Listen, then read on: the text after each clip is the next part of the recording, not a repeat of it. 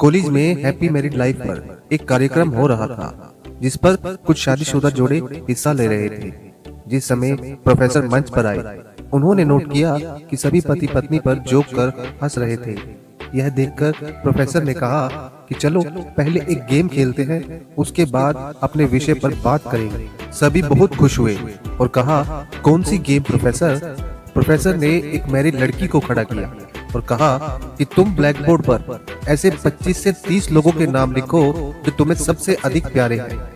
लड़की ने पहले तो अपने परिवार के लोगों के नाम लिखे, फिर अपने सगे संबंधी, दोस्त, पड़ोसियों और सहकर्मियों के नाम लिखे। अब प्रोफेसर ने कहा, उसमें से कोई भी जो आपको कम पसंद वाले 5 नाम हैं, उनको मिटा दो। लड़की ने अपने सहकर्मियों के नाम मिटा दिए।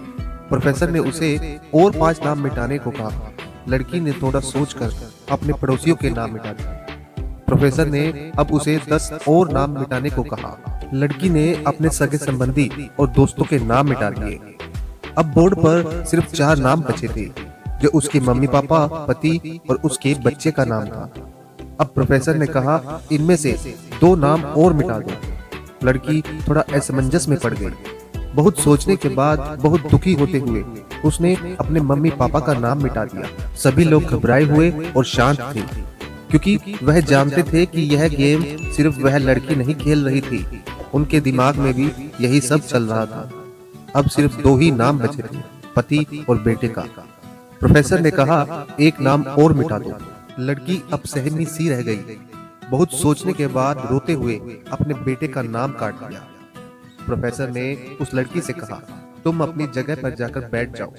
और प्रोफेसर ने सबकी तरफ गौर से देखा और पूछा, क्या कोई बता सकता है कि ऐसा क्या हुआ कि सिर्फ पति का ही नाम बोर्ड पर रह गया? कोई जवाब नहीं दे पाया। सभी मुंह लटकाकर बैठे थे। प्रोफेसर ने फिर उसी लड़की को खड़ा किया और कहा, ऐसा क्यों? जिसने तुम्हें जन्म दिया और पाल पोस कर इतना बड़ा किया, उसका नाम तुमने मिटा दिया। और तो और तुमने अपनी कोख से जिस बच्चे को जन्म दिया, उसका भी नाम तुमने मिटा दिया। लड़की ने जवाब दिया कि अब मम्मी पापा बूढ़े हो चुके हैं और कुछ ही सालों बाद वह मुझे और इस दुनिया को शायद छोड़कर चले जाएगा। मेरा बेटा जब बड़ा हो जाएगा तो जरूरी नहीं कि वो शादी के बाद मेरे ही साथ रहे, लेकिन मेरे पति जब तक मेरी जान में जान है, तब तक मेरा आधा शरीर बनकर मेरा साथ निभाएंगे। इसलिए मेरे लिए सबसे अजीज ही मेरे पति हैं। प्रोफेसर और लोगों ने तालियों की गूंज के साथ लड़की को सलामी दी।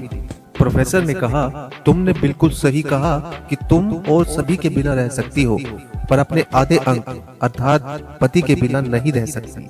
मजाक मस्ती तो ठीक है, पर हर इंसान का अपना जीवन साथी ही उसका सबसे अजीज होता है, जिंदगी के साथ भी और जिंदगी के बाद भी।